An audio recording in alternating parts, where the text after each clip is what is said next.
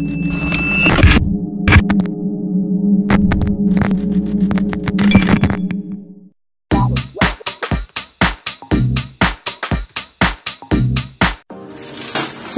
xin chào tất cả các bạn đã quay trở lại với kênh của Văn Hóa Lazada. Và chúng ta sẽ tiếp tục quay trở lại với chuyên mục review các ngành hàng thời trang. Ngày nay mình có một cái kiện hàng về cái sản phẩm đồ ngủ dành cho nữ. Và chúng ta thử review xem cái đồ ngủ cho nữ mặc tại nhà như thế nào nhé. Ok.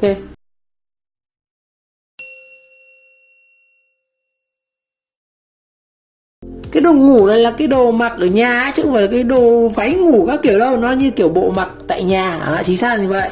Rồi, thông tin về cái bộ sản phẩm này.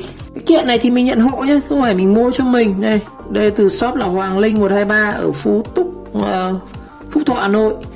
Sản phẩm thì nó là bộ kimono. Kimono mặc tại nhà nhưng mới chất. Bộ kimono cộc tay nữ, hay còn gọi là set pyjama buộc nơ hình cute, quần áo ngủ mặc tại nhà mùa hè ula răng hot mèo hồng Hampi. Ở dưới là bộ kimono của tay nữ set. Đây cái mã sản phẩm nó là bộ kimono, nhưng mà kimono mặc theo kiểu pyjama, tức là quần áo ngủ tại nhà ấy. In hình cái nơ, buộc nơ, tức áo bộ này nó có nơ, mặc ngủ tại nhà mùa hè ula răng hot. Đây cái của nó có hai mã, một cái là màu hồng mèo hồng Bambi, một cái là xanh thỏ đeo kính, hai bộ. Cái bộ này như không biết có quần áo ngủ, chắc là có cả quần áo rồi. Và cái này thì giá là 81.000. Cái này mua thì sẽ được là hoàn xu là 20k, nên cái bộ này thì thực ra là mua chỉ hết có 60.000 thôi, 30.000 một bộ nhé. Cái này thì bạn này mua bạn sẽ được hoàn xu 20k. Tính ra là chỉ có 60.000 thôi, 30.000 một bộ. Chúng ta xem thử đóng gói đây. Thì shop đóng bằng túi ni lông màu đỏ. Quần áo thì chắc là shop họ sẽ không đóng hộp đâu anh em, mà thường là sẽ đóng bằng cái túi ni lông này. Rồi mình sẽ rạch ra để kiểm hàng xem bên trong như nào nhé. Đây. Cái này thì đặt hôm 26, hôm nay 29, mất 3 hôm mới nhận được nha. Tại vì cũng đợt này nó sale nhiều ấy. Mình sẽ rạch thử ra xem như thế nào.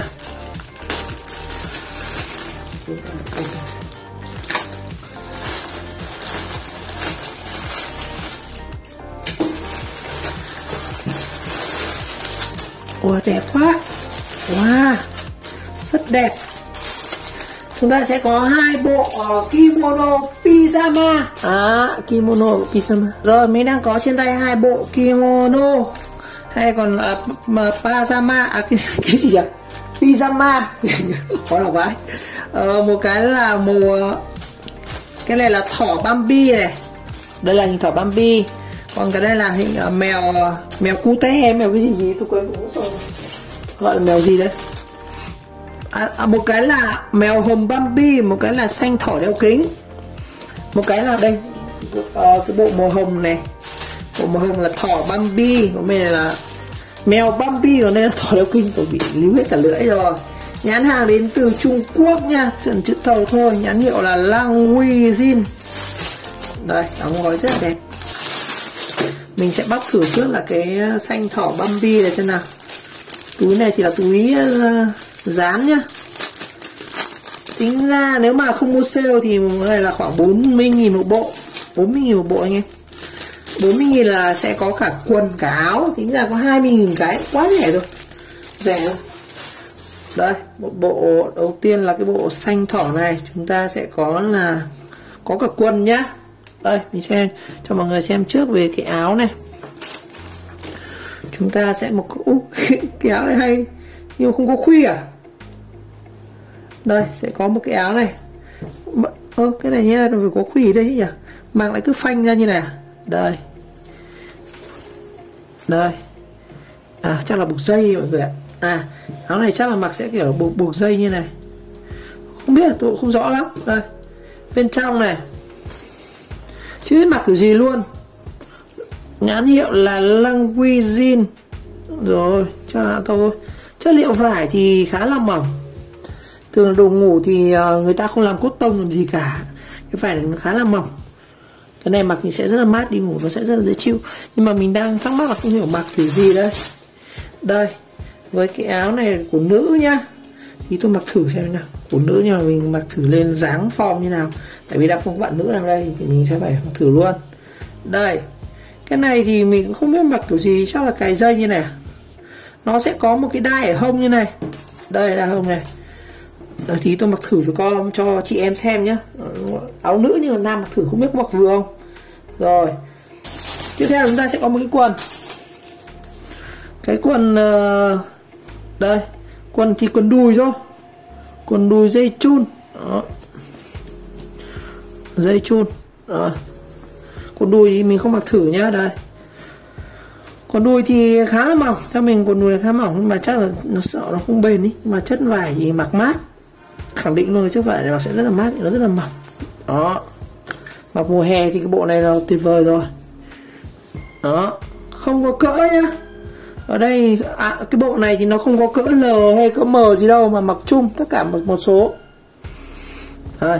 Nói chung về những hình họa tiết này mình thích này, nhưng mà còn cái mặc thì chắc tí mình sẽ mặc thử sau nhá. Chúng ta sang cái hồng này xem nào. Cái hồng là mèo Bambi này.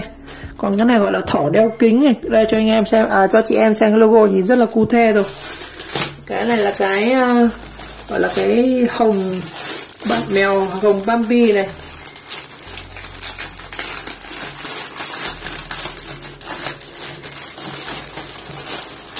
Rồi, cũng giống cái kia là chúng ta sẽ có một cái set là có cả, mình để cái áo xanh sang nhá, có cả quần luôn.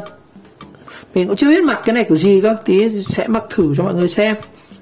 Mặc dù đồ nữ không gửi mẫu mặc thử luôn. Rồi đây, chúng ta sẽ có giống cái kia, sẽ có một quần. Cái quần này, bộ này thì cũng giống bộ thỏ kia thôi, là chúng ta sẽ không có số. Nói chung là to nhỏ mặc chung một cỡ được hết. Rồi, quần này cũng thế này, quần chun nhá, cũng là cái chun này không có điều chỉnh nhá. Mà chị em bụng to thì chắc là mặc sẽ hơi tức một tí. Chất liệu gia công thì mình thấy còn vải thừa khá là nhiều đây này. Đấy, hàng giá rẻ mà 20 một cái thì không thể tránh được. 20 một cái quần, 20 một cái áo, quá rẻ luôn. Rồi, xem cái áo kimono xem nào. Đây, thì cũng giống cái kia thôi. Chúng ta sẽ có cái mác Language style này. Chất liệu vải thì cũng y cái kia, nó chỉ khác về màu thôi. Đó, đây, hình họa tiết con mèo này. Mình thích con thỏ kia hơn. Con mèo này nhìn có vẻ đơn giản, nhưng mà cái màu hồng này mặc cũng khá là đẹp, dễ thương. Nó có hai cái dây rút này, chả hiểu mặc kiểu gì. Chính xác là chúng ta sẽ có 4 cái dây sao ấy, 4 cái dây. Tí mình sẽ mặc thử nhá. Chúng ta xem trước này, chất liệu này đẹp, rẻ, 20 bộ mặc ở nhà thì quá là ngon luôn. Bằng phần tiếp theo thì mình sẽ thử cho mọi người xem là cái áo này mặc như nào, chứ không để trên bàn thì chắc mọi người không hình dung được. Đây, đây, áo kiểu kimono đây, mình sẽ mặc thử nhá. Mặc dù người mình là áo nam nhưng mình cứ mặc thử để lấy form cho mọi người xem là cái này mặc kiểu gì. Đây, bạn cứ xỏ hai cái tay qua cái này trước. Đấy, chặt quá. Rồi, đây, kiểu áo kimono thì nó sẽ như này. Đâu nhỉ, mình chưa biết là mặc kiểu gì đâu. Đây, chúng ta sẽ có ở phía trong áo này thì nó sẽ có một cái dây này, và các bạn sẽ bắt chéo. Đây, kiểu áo kimono nó sẽ chéo này. Đấy, dây ở trong nó sẽ chéo với cái dây này, và dây ở ngoài nó sẽ chéo cái dây này. Đấy, đấy, thắt nút vào như này. Đấy, là xong cái chiếc áo ấy. Đây là mình là kiểu body của nam ấy, mặc nó sẽ hơi to, còn nữ thì mặc sẽ vừa như này. Đó, đấy, kiểu đó, chật lắm anh ạ. Không biết là chị em mặc tức ngực không, nhưng mình mặc thấy khá là ấy. Rồi, đây là đầu tiên là cái chiếc áo màu mèo này, cái chiếc áo mèo Bambi này. Đây, tháo ra chúng ta cũng thế thôi. Áo là điểm nguyên nhân là chúng ta không có nút mà chỉ thắt dây như này thôi. Đó, nó là hai cái dây như này, nhưng mà cái trong này thì chúng ta sẽ đính vào đây, còn cái ngoài nó sẽ phủ như này. Đấy, nó mặc như này, cái đại khái nó sẽ như này. Đó. Rồi, mình sẽ mặc sang cái chiếc áo màu xanh là thỏ đeo kính nhá. Rồi, thử sang cái thỏ đeo kính này. Đây, chất liệu thỏ đeo kính đây, đầu đây. Đó. Lưu ý áo này dành cho nữ nhá, phải là nam. Nhưng mà mình không có mẫu nữa thì mình chắc là phải tự mặc luôn. Cái áo này. Đây, Mặc ở nhà chắc là mát đấy. Đây, mặc cái này, tay nó ngắn đấy, áo tay ngắn nhá. Đó, chất liệu vải mỏng, xỏ này vào đây. Thực ra thì cái shop này họ bán nhiều màu lắm. Đây, chúng ta sẽ có hai cái xẻ này. Đấy, nó sẽ có hai cái vạt áo như này. Rồi, thì cũng tương tự thôi. Cái này nó sẽ đính vào cái dây trong này. Cái này thì nó sẽ có cái dây màu vàng nhé. Cái màu xanh này mình thích hơn. Mình thích cái màu xanh này. Rồi, còn cái vạt này thì các bạn đính ở đây. Nó sẽ có một cái móc ở đây. Mặc rất là tiện luôn. Người Nhật họ đơn giản nên họ có cái gu quần áo rất là đấy. Mặc thì sẽ như này, trong xẻ ngoài xẻ. Cổ thì là cổ bo như này nhá. Đây, cổ nó sẽ bo như này. Đó, đây, mặc thì nó sẽ hơi hở nhưng mà mình mặc đi ngủ ấy thì cũng không sợ lắm. Đây, cái này thì các bạn cần phải kín, các bạn buộc chắc cái này phần ra đây thì nó sẽ kín ra như này. Mặc kiểu như này, đằng sau này. Đó, đằng sau. Tất nhiên mình là người nam thì nó hơi to. Đó. Nữ thì các bạn mặc sẽ nó sẽ eo nó nhỏ, mặc thì nó sẽ thít hơn. Chứ mình mặc cái này trong như cái thùng ấy. Rồi. Ở quần thì thôi nhá, quần thì mình chắc không mặc. Quần của nữ thì mặc vào lại rách lắm. Đây, chúng ta sẽ có một cái quần màu xanh như này, họa tiết này, hình thỏ đeo kính này. Bộ này mặc ở nhà đi ra đường cũng được mà mình nghĩ rằng mình cái áo thì chắc ở nhà. Đây. Rồi tiếp theo là chiếc quần màu nâu, quần màu nâu này, cũng chiếc quần màu đỏ, màu hồng chứ, hồng mèo Bambi này. Đó.